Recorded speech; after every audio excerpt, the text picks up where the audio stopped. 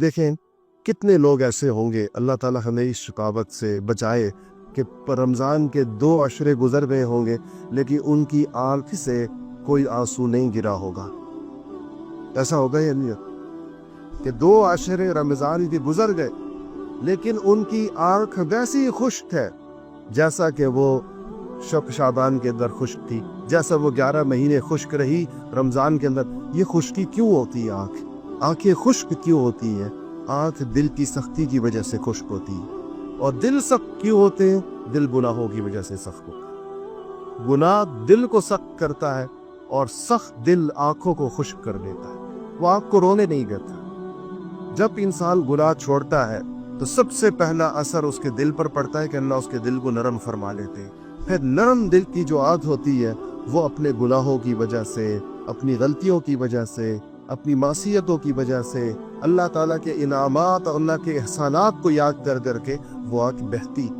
اسی لیے آنکھ کے رونے کی اتنی بڑی حیثیت ہے کہ رسول اللہ صلی اللہ علیہ وسلم نے فرمایا کہ جس کے دل سے، جس کی آنکھ سے اللہ کے خوف کی وجہ سے مکھی کے سر کے برابر بھی آنسو نکل آیا، اس کے جہنم کی آگ حرام ہو جائے گی۔ جہنم کی آگ کو بجھا دیتی ہے مکھی کے سر کے برابر اگر آنسو آنکھ سے نکل آیا۔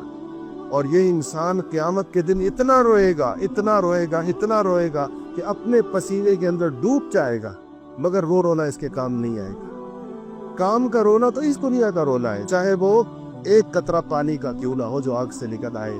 تو اگر آنکھ نہ رو رہی ہو اور رمضان گزر رہا ہو تو یہ کوئی معمولی بات نہیں ہے، فکر مند ہونے کی بات ہے، بہت زیادہ فکر مند۔ سمجھ جائے انسان کہ میرا دل سیاہ ہو چکا ہے، میرا دل سخت ہو چکا ہے، اس کے اندر اب خیر کی بات اور نرمی کی بات اور رحمت کی بات اور اللہ تعالیٰ کی عطا اور بخشش کا مہینہ، یہ چیزیں اس پر اثر انداز نہیں ہوتی ہیں۔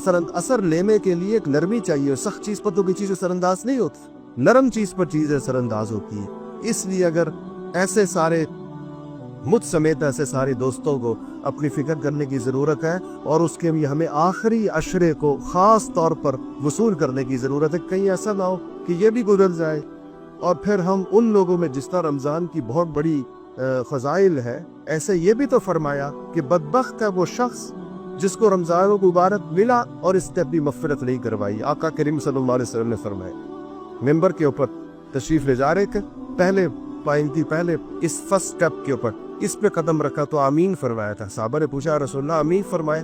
کہا جبرائیل نے یہ کہا کہ بدبخت ہے وہ شخص، یا برباد ہوا وہ شخص، تباہ ہوا وہ شخص کہ جس کو رمضان ملا اور اس کو اپنی مغفرت نہیں کروائی۔ میں نے کہا آمین، دعا جبرائیل کی اور آمین کس کی؟ سرکار دو عالم صلی اللہ علیہ وسلم کی۔